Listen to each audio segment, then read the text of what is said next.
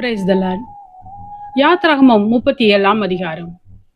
பெசலெயேல் சீத்திம் மரத்தினால் பெட்டியை உண்டு பண்ணினான். அதன் நீளம் 2.5 முழமும் அதன் அகலம் 1.5 முழமும் அதன் உயரம் 1.5 முழமுமாய் இருந்தது. அதை உள்ளும் புறம்பும் பசும் பொன் தகட்டால் மூடி சுற்றிலும் அதற்கு பொன் திறனையை உண்டாக்கி அதற்கு 4 பொன் வளையங்களை வார்ப்பித்து அவைகளை அதன் 4 மூலைகளிலும் போட்டு ஒரு பக்கத்தில் 2 வளையங்களும் மறுபக்கத்தில் 2 வளையங்களும் இருக்கும்படி தைத்து சீத்திம் மரத்தினால் தண்டுகளை செய்து அவைகளை பொன் தகட்டால் மூடி அந்த தண்டுகளால் பெட்டியை சுமக்கும்படி அவைகளை பெட்டியின் பக்கங்களில் இருக்கும் வளையங்களிலே பாய்ச்சினான்.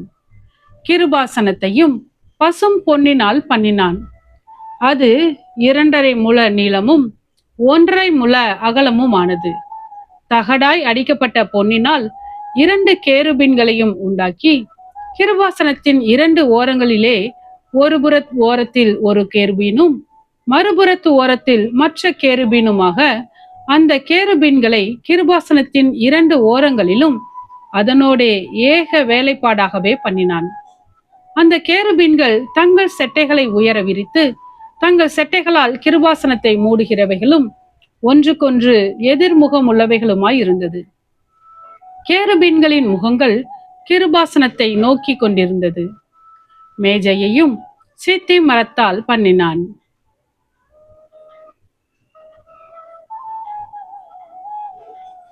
அந்த 2 முழ நீளமும் 1 முழ அகலமும் 1.5 முழ உயரமும் ஆனது.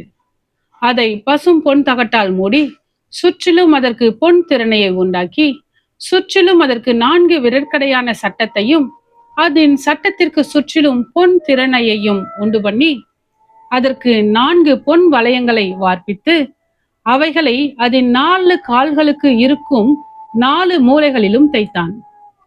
அந்த வளையங்கள் மேஜையை சுமக்கும் தண்டுகளை பாய்ச்சும் இடங்களாய் இருக்கும்படி சட்டத்தின் அருகே இருந்தது. மேஜையை சுமக்கும் அந்த தண்டுகளை சீத்திம் மரத்தால் பண்ணி அவைகளை பொன் தகட்டால் மூடி மேஜையின் மேலிருக்கும் பாத்திரங்களாகிய அதன் பனிமுட்டுகளையும் அதன் தட்டுகளையும் தூப கரண்டிகளையும் அதன் பானபலி கரகங்களையும் மூடுகிறதற்கான அதன் கிண்ணங்களையும் பசும் பொன்னினால் உண்டாக்கினான். குத்து விளக்கையும் பசும் பொன்னினால் அடிப்பு வேலையாய் உண்டாக்கினான்.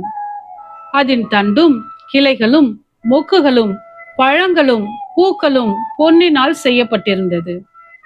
குத்து விளக்கின் ஒரு பக்கத்தில் 3 கிளைகளும் அதன் மறுபக்கத்தில் 3 கிளைகளுமாக அதன் பக்கங்களில் 6 கிளைகள் செய்யப்பட்டது. ஒவ்வொரு கிளையிலே வாதுமை கொட்டைக்கு ஒப்பான 3 மொக்குகளும் ஒரு பழமும் ஒரு பூவும் இருந்தது. குத்துவிளக்கில் செய்யப்பட்ட 6 கிளைகளிலும் அப்படியே இருந்தது. விளக்கு தண்டில் வாதுமை கொட்டைக்கு ஒப்பான 4 மொக்குகளும் பழங்களும் பூக்களும் இருந்தது. அதில் செய்யப்பட்ட 2 கிளைகளின் கீழ் ஒரு பழமும் வேறு 2 கிளைகளின் கீழ் ஒரு பழமும் மற்ற 2 கிளைகளின் கீழ் ஒரு பழமும் இருந்தது. விளக்கு தண்டில் செய்யப்பட்ட 6 கிளைகளுக்கும் அப்படியே இருந்தது. அவைகளின் பழங்களும் அவைகளின் கிளைகளும் பசும் பொன்னினால் ஒரே அடிப்பு வேலையாய் செய்யப்பட்டது.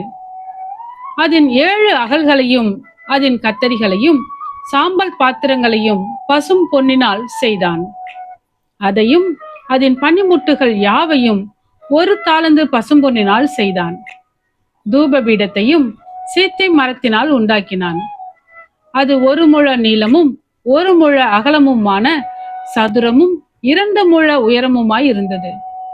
அதன் கொம்புகள் அதனோட ஏக வேலைப்பாடாய் இருந்தது. அதன் மேற்புறத்தையும் அதன் சுற்றுப்புறத்தையும் அதன் கொம்புகளையும் பசும் பொன் தகட்டால் மூடி சுற்றிலும் அதற்கு பொன் திறனையை உண்டு பண்ணி அந்த திறனையின் கீழ் அதன் 2 பக்கங்களில் இருக்கும் 2 மூலைகளிலும் 2 பொன் வளையங்களை பண்ணி அதை சுமக்கும் தண்டுகளை பாய்ச்சும் இடங்களாக தைத்து சீத்திம் மரத்தால் அந்த தண்டுகளை செய்து அவைகளை பொன் தகட்டால் மூடினான்.